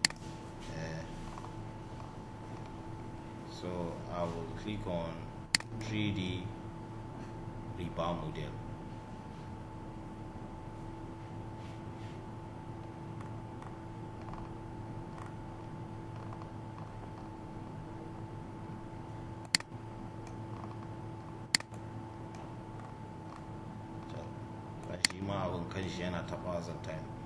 That's why you need to know what you are doing. But you can see it's still displaying as doubly reinforced. But I have already changed that. Or I can simply just delete all the column, all the beams, all the footings, and insert them back again. But this time around, I will make sure that they are all singly reinforced, not top and bottom. So most times you have a top and bottom where it is combined, like for a combined footing. So if I want to have a combined footing now, if I offset this now, let's say I offset this 600, I will type Control F2 and I will type 600. I said if you are going right hand side, it is positive. So 600. So if I want to take this line back to this side, it will be minus 600. So I will delete this particular footing and I will insert a column there.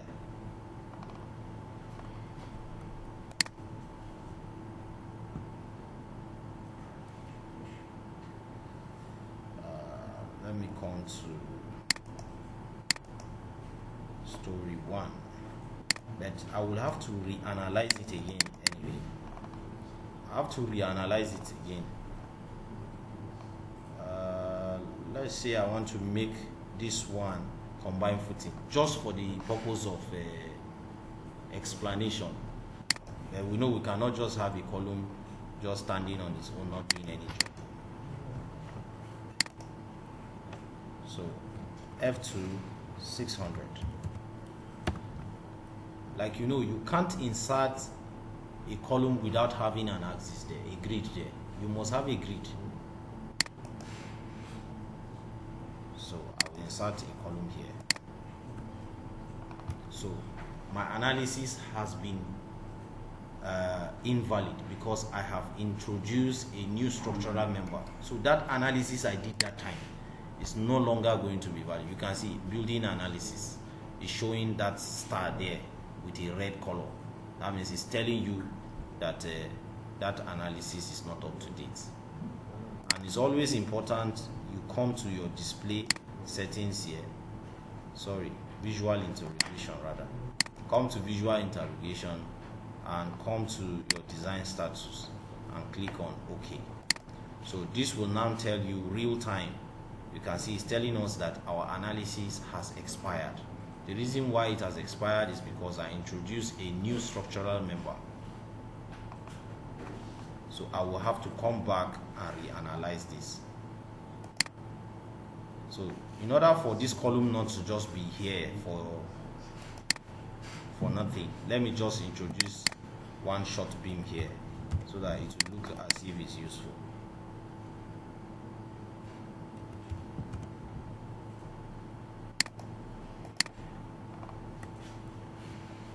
We know the reason why I'm introducing the column is because I want to have a combined footing.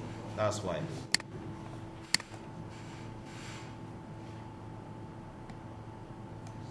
Let me be sure that this thing is on the ground. Yeah.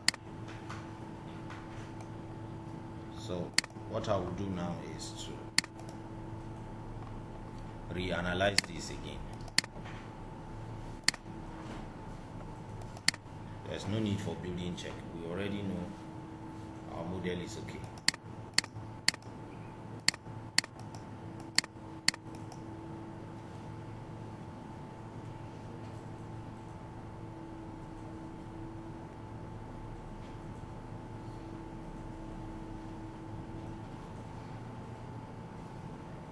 Do you want to reassign default rebar pattern to all axes? If you select no, existing pattern will be used. So I want it to reassign.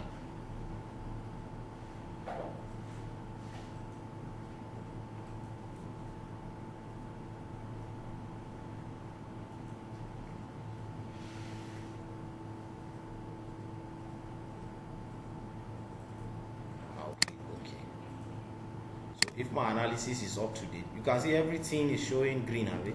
That means everything has passed. Let's go back to 0. Here now, I will delete this footing. Now, for me to insert a combined footing, all I need to do is to select this column, hold on Control, select the second column, or I can just highlight the both of them if I can capture them. If I highlight the both of them, I can right click and then I will insert combine pad footing and I will click.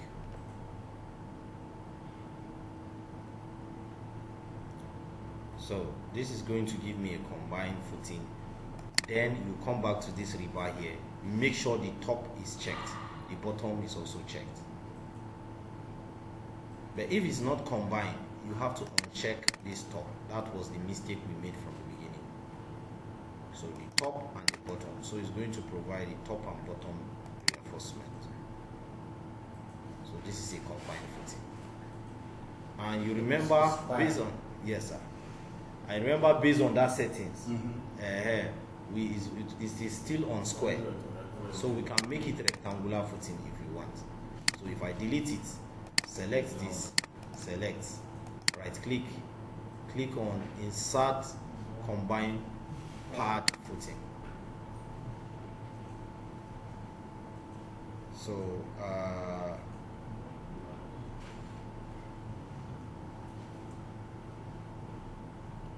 force square footing. Okay, if I want it to forcefully be squared, I will check it. So it's unchecked, so it's still okay.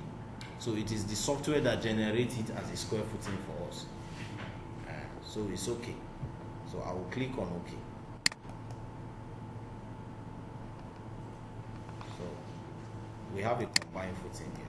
Although you know this column is not carrying any reasonable load.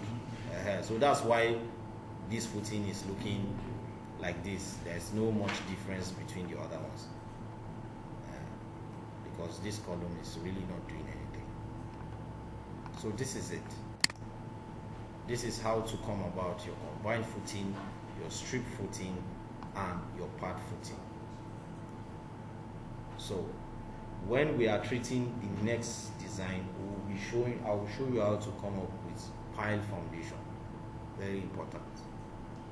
How to come about your pile foundation. And we'll be needing a soil report. Raft.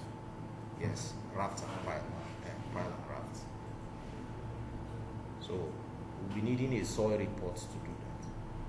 But I have a soil report that we can use. So let's just assume all our footings are in order. Although this one is showing they have all expired, so only this one is showing green, that means it has passed. So we can delete all of them and reselect and make sure we insert the footing all over again.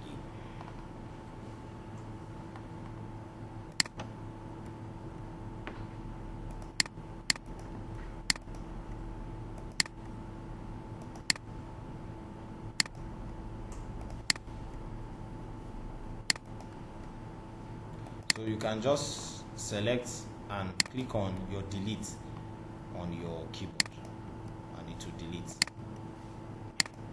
Click on delete on your keyboard and it will be deleted. So however, any columns you want to insert a foundation, a footing for, you can just highlight them.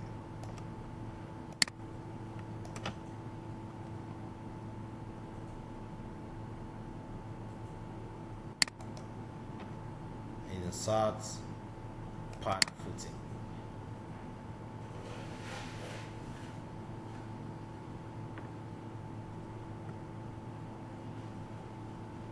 So similarly, just like what we did before, you can select all of them. Oh, I made a mistake, but it doesn't matter. We have already done the settings already of whatever we want, so it will design it based on that setting.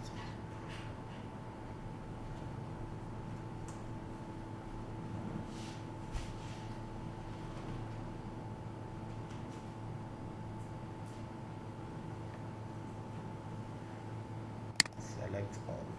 Sorry. Design all.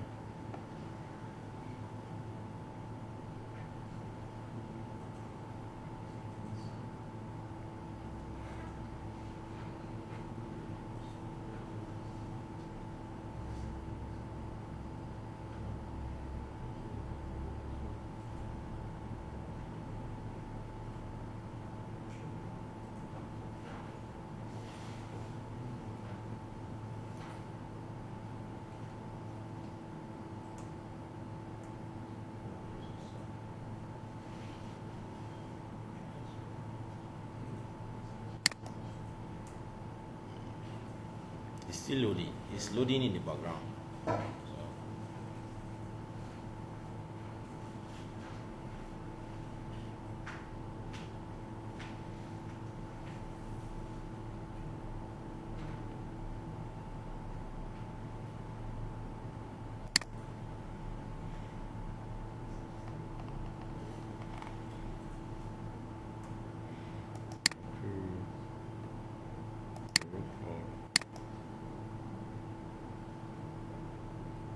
I didn't check redesign, so you have to redesign.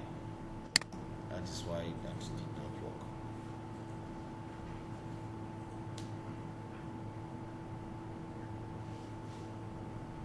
Aha. All of them passed. You can see some are 1001, some are 13 by 12. That I click on OK. Then you can see all my footings have been inserted and all of them passed. All. Because they are green. So it has passed. So let me display the detailing for you so that you can see. And it's important that we reproduce what I did so that we will know that yes, we are going together. So what I will do now is to generate the detailing. If I click on 3D physical model, I can come to my drawings and reports. If I come to drawing and reports, I can go to Prota detail in order to generate the detailing. But I can also view the detailed drawings directly from here, just to view. So we can view for our beams, So, however, if you want to generate all the detailing for all the stories, you can see them here. So if I just want for only story 1, I can select just the story 1. If I want for story 1 and story 2, I can select the both. If I want the 3, I can select the whole of them. If I click on OK now, that detailed drawing will be generated right here in the Protastructure. And we can be able to view the detail from here. Now you can see the detailed drawings here. So this is for story 1, this is for story 2, this is for story 3. So I will close this. So let's say we want to view for only the story 1. So this is our beam detailing for my story 1. So similarly you do for every other structural member. For your foundation beam, for your pad, base and pile, we can as well generate it here to view it right here. So as you can see, we have been able to generate our structural detailing. We did the model.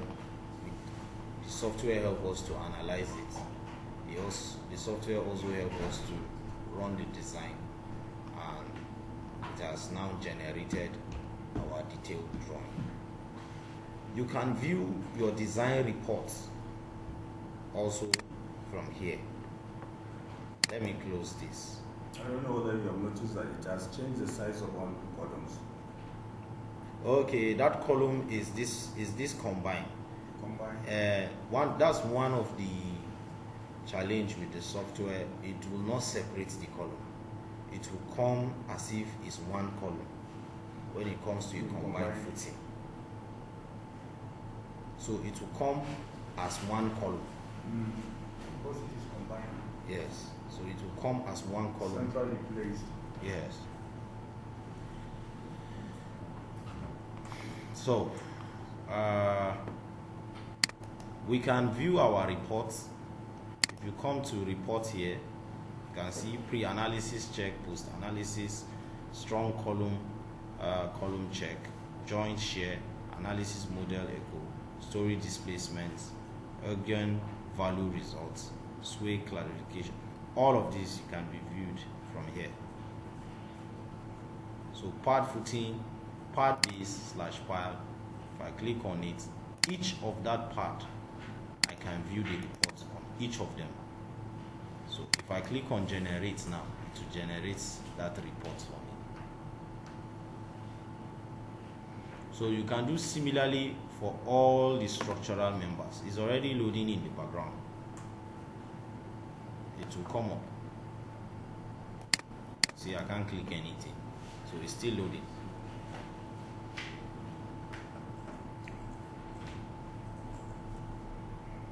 So this is it. This is your report. Based on what we specified, the concrete material is 20/25.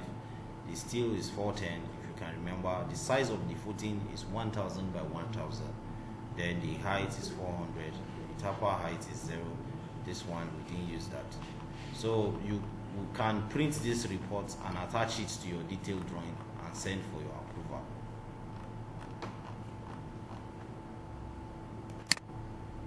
So similarly for every other structural member, that can be generated. So, but another thing again is the report for your slab. You will have to come to your analysis, come to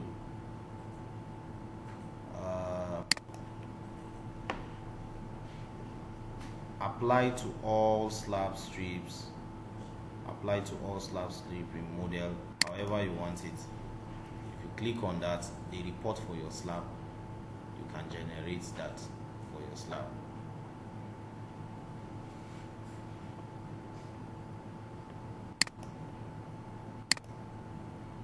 So this is an overview of what you can really do when it comes to modeling with Protastructure. Although buildings come in different shapes, different sizes, and different heights. So, but it's the same principle on how to do your modeling. Alright, let's check for our detailing. We are going to take it directly into our Prota detail and generate our detailing. But at this point, I would like to pause here so that I will answer your questions, because I have gone very, very far. Completed the design. Yes, sir. I've gone very far. This condition was not inside the slab. How to insert slab? Just go to the particular story you want.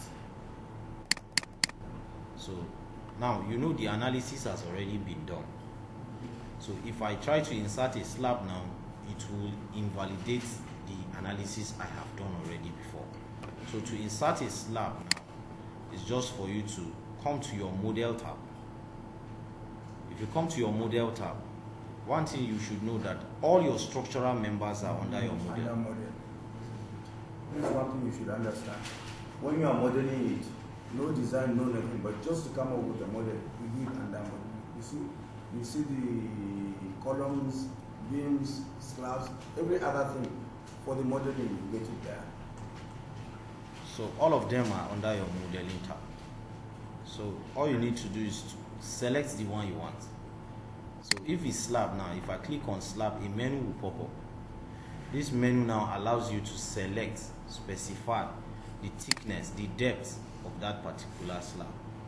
If I specify the depth of the slab, I will also, even in this particular design, I didn't even take note of the loadings that are on top of the slab. But you need to take note of the loading. So for the dead load, what particular dead load? Is it a room? Is it a flat roof? Is it a terrace or balcony or a lowered slab? All you need to do is to select. But if you want to enter a value which you already probably have in your own head, you can just type in that value here. So let's say the dead load now is for a normal room. I can select room. And then the imposed load now will give you all the classes of buildings. You can see these are different classes of building. So whether it's residential, a hospital, a toilet, a communal kitchen, irrespective of whatever you want to design, you can see all the live loads are here. All you need to do is just to select. So if it's a factory set, just click on factory. So let's say this is a residential building, I will just click on that. And the live load for a residential building is 1.5. You can double check if you have any of those reinforced concrete design books.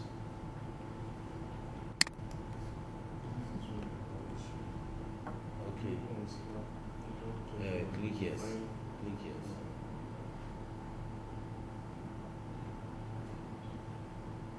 And click this one.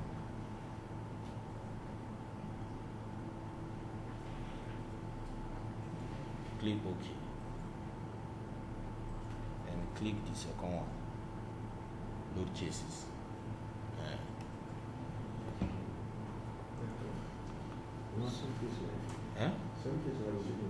It's the same thing.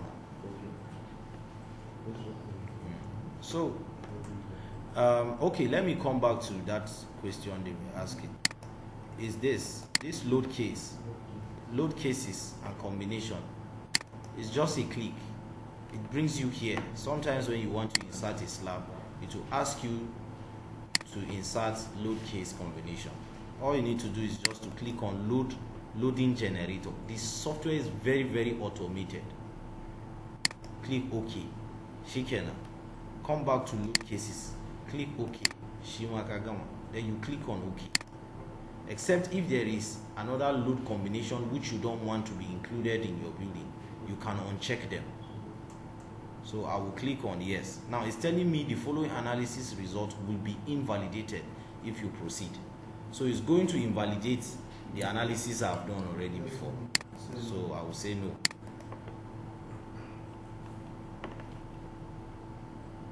So another question.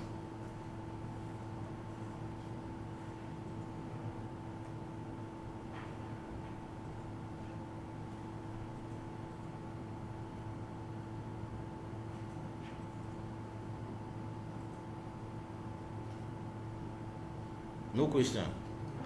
Okay. Okay. For instance, all what you have done, all the walls and the upper floors are on grids. That is their on beams. Grid. And they are on beams. All the walls. Beams. Yes, they are on beams. The walls, maybe at the first floor or the second floor, is not on grids. It's on slab. It's on slab. It's not resting on the grids. Okay. I get your point. That can be incorporated from this slab now. There is what we call under this loading. You see this slab, I just selected the slab now. If you come to edit loads, you can see this is a slab. These are all the various loads that can be subjected. You can subject even your slab to any kind of load. This is a point load. This is uniform load. This is wall load. This is full uniform load. This is rectangular load. This is polygon uniform. But you know, most times, for you to determine a particular load, except in a case where you are having maybe like a pointed load acting on your slab. Maybe there are cases where you see a column resting directly on a slab. So in that case, you can easily just insert that. And as I was explaining the last time, all you need to do is just to come here and type in that particular value of that particular load. So I will explain that way more better when we are modeling maybe like a overhead tank. So I will demonstrate that better when we are designing like an overhead tank, the loading of the water, the load of the tank, and all of that. So we are going to see how we demonstrate that better. So another question. You are good to go. Everybody is okay, what? I don't know, maybe I should even pause here so that you can practice. When you practice, that is when you have question. What is going to happen is possibly by tomorrow everybody should present what he has done. Okay. Oh? Yes. Tomorrow I will come. Do we have another one tomorrow? Where? So that let each and every one of them present how by yourself. That will tell us whether they understand what is doing or not. See, modeling the lesson. Will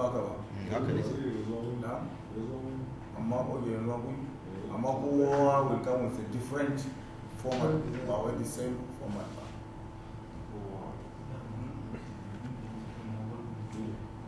Okay. Different over when it's on. Our story building Bible staircase.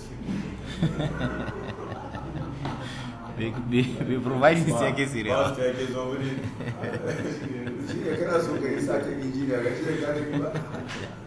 And I get going for engineering.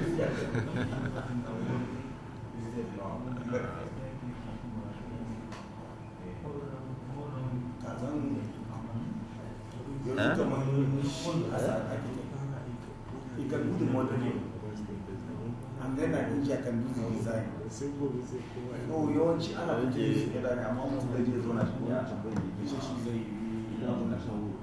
So they may have it wrong.